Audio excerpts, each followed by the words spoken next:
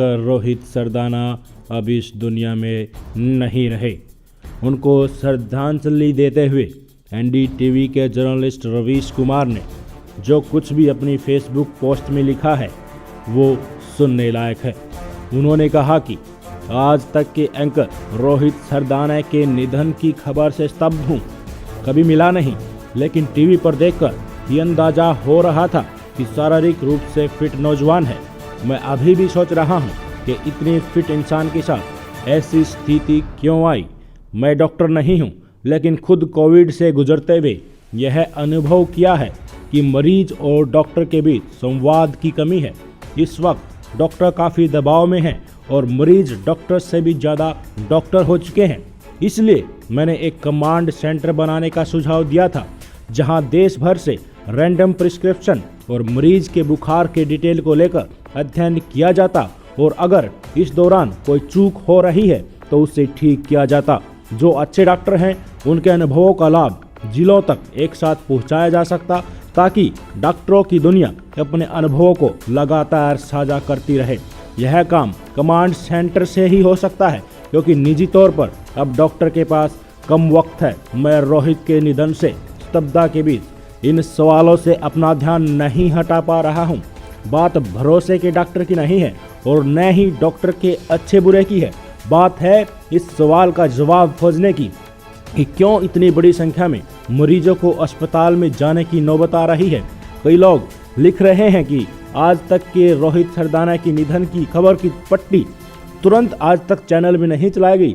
मेरे ख्याल से इस विषय को महत्व नहीं देना चाहिए। आप सोचिए कि जिस न्यूज़ रूम में यह खबर पहुंची होगी, बम की तरह वहां धमाका हुआ होगा। उनके सहयोगी साथी सबके होश उड़ गए होंगे, सबके हाथ पैर कांप रहे होंगे। आप बस यही कल्पना कर लीजिए तो बात आपके समझ में आ जाएगी। दूसरा, यह भी मुमकिन है कि रोहित के परिवार में कई बुजुर्ग हों। उन्हें सूचना अपने समय से हिसाब से दी जानी है। अगर आप उसे न्यूज़ चैनल के जरिए ब्रेक कर देते तो उनके परिवार पर क्या गुजरती। खबर बहुत दुखद है। कोविड के दौरान कई पत्रकारों की जान चली गई है। सूचना प्रसारण मंत्रालय उन पत्रकारों के बारे में कभी ट्वीट नहीं करेगा। आप बताइए कि कितने पत्रकार देश भर में मर गए। सूचना प्रसारण मंत्री ने उनको लेकर अब तक क्या कहा। उन्हें हर वक्त प्रधानमंत्री की छवि चमकाने से फुर्सत नहीं है। इस देश में एक ही काम है, लोग मर जाए लेकिन मोदी की छवि चमकती रहे।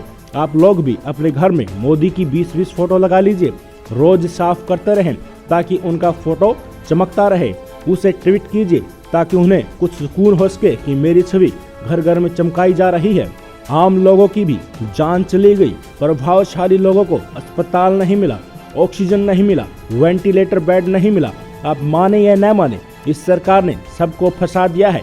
आप इनकी चुनावी जीत की घंटी गले में बांधकर घूमते रहिए, कमेंट बॉक्स में आकर मुझे गाली देते रहिए, लेकिन इससे सच नहीं बदल जाता है। लिखने पर केस कर देने या पुलिस भेज देने की नौबत इसलिए आ रही है कि सच भयावह रूप ले चुका है। जो लोग इस तरह की कार्रवाई के साथ हैं वो इंसानियत के साथ नहीं हैं। इस देश को झूठ से बचाइए, झूठ से खुद को बचाइए।